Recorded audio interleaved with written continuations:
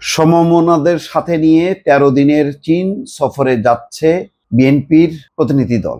ঠিক ৬ মাস আগের যে আমলটা ছিল দীর্ঘ ১৫ বছর, একই অবস্থা ছিল।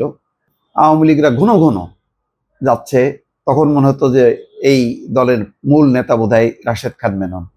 এখন কোথায় মেনন, কোথায় ইনু, কোথায় আওয়ামী লীগ, দলে বলে যাচ্ছে। তো আমার একটু মাঝে মধ্যে চিন্তা হতো যে আওয়ামী লীগ আসলে এই যে চীনে যাচ্ছে, চীনা কমিউনিস্ট পার্টির আমন্ত্রণে, তো ওরা তো কি ওদের শাসন ব্যবস্থা শিখতেছে যে বাংলাদেশে কিভাবে কমিউনিজম করবে, একদল করবে, সেটা কারণটা কি?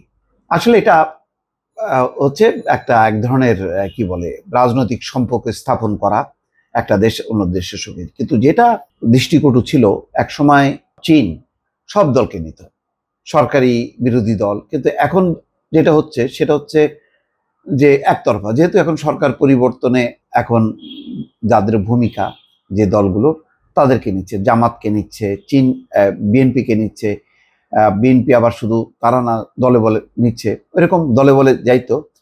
মাঝখান দিয়ে ফাঁকে পড়ে গেল কিন্তু ভারত এখন কাউকে আর নিতে পারছে না, কেন আওয়ামী লীগ নেই তো, আর তাদের কেউ নেই। এখন ভারত কাদেরকে নেবে? ভারত তো বিএনপির সাথে সম্পর্ক স্থাপন করতেছে না, অন্য কোনো দলের সাথেও না। আগে আওয়ামী লীগ নেতারা একবার ছুটতো চীনে, আর একবার ছুটতো ভারতে যাচ্ছে একদল, আবার চীনে যাচ্ছে একদল। মানে মজা আর মজা। এখন সেই মজাটা শুধুমাত্র চীন, দেখেন কত দূরদর্শী তাদের, রাজনৈতিক পট পরিবর্তনের সাথে সাথেই তারা কিন্তু সেই চান্সটা নিছে। যদিও আওয়ামী লীগ ক্ষমতায় থাকার একদম শেষ সময়, আপনাদের কাছে নিশ্চয়ই মনে আছে যে চীন যখন পরিষ্কারভাবে বুঝতে পারলো যে আওয়ামী লীগ তো আসলে অন্য তরিকার এত মানে ভারত ছাড়া আর কাউরে চেনে না, তাদের কারণে গঙ্গা ব্যারেজ প্রকল্পটা বাতিল করলো, চুক্তি করলো না। অথচ এর আগে তারাই ডাকলো চীনকে, চীন আগায় আসলো, তারা প্রাথমিক সমীক্ষা করলো, কিন্তু চীন ভারতের কথায় আওয়ামী লীগ ঘুরে গেল। লাস্টে কি হলো? চীন সফর সংক্ষিপ্ত করে চলে আসতে হলো। প্রথমে ভারত সফর, তারপর চীন সফর। কেন? চীন কি ২ নম্বর বাচ্চা নাকি? কেন হবে তারা? বাংলাদেশের যত বিনিয়োগ, যত অবকাঠামো নির্মাণ, পদ্মা সেতু থেকে শুরু করে সমস্ত জায়গায় হচ্ছে চীন। সেই চীনকে ২ নম্বর ফেলায় রাজনৈতিক সম্পর্ক হিসাবে ওই যাবে। বলতো না আওয়ামী লীগ, এটাও কি চীনের জন্য খুব ভালো লাগতো? বলতো যে ভারতের সাথে আমাদের আত্মিক সম্পর্ক, আমাদের হচ্ছে মানসিক সম্পর্ক, প্রেমের সম্পর্ক, আর চীনের সঙ্গে বাণিজ্যিক সম্পর্ক, শুধু লেনদেন, টাকা পয়সা, এর মধ্যে কোনো ভালোবাসা নেই। তো বুঝাই দিছে, যার জন্য ওই দৌড়ে চলে আসছে, সফর সংক্ষিপ্ত করে শেখ হাসিনা চলে আসছে। তারপরে কত দিল? ১৬,০০০ কোটি টাকা। আমরা তখন বলছিলাম যে এটা তো ওই সালমান এফ রহমান, এস আলম বা বসুন্ধরা শাহ আলম, তাদের কাছে চাইলেই তারা দিয়ে দিত।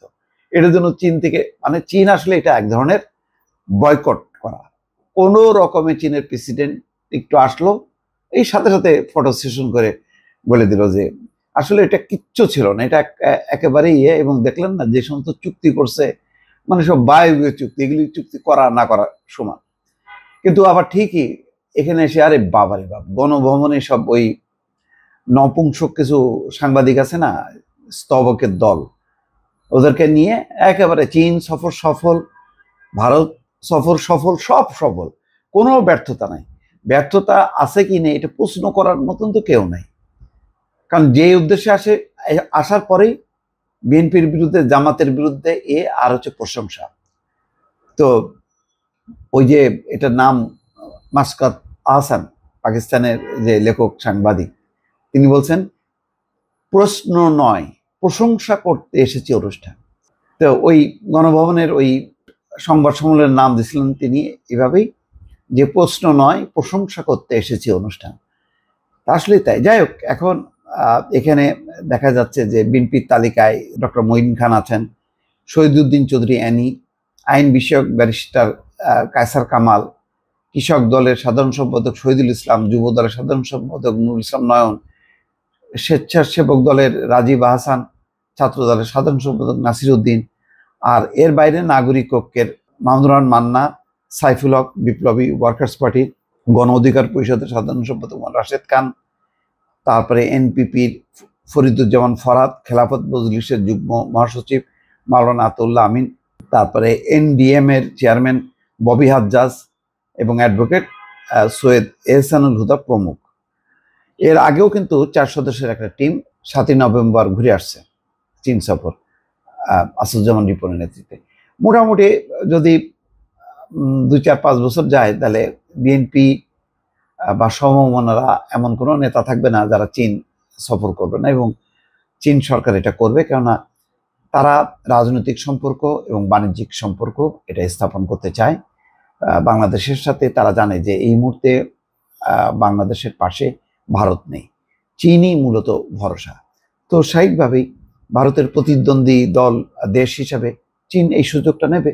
আর ভারত এই যত বেশি ওই গুতাগুতি করতে থাকবে তত বেশি পিছাবে, এতে ভারতের লস হবে, বাংলাদেশের খুব একটা ক্ষতি হবে বলে মনে হচ্ছে না। দর্শক, ভালো থাকবেন, আল্লাহ হাফেজ।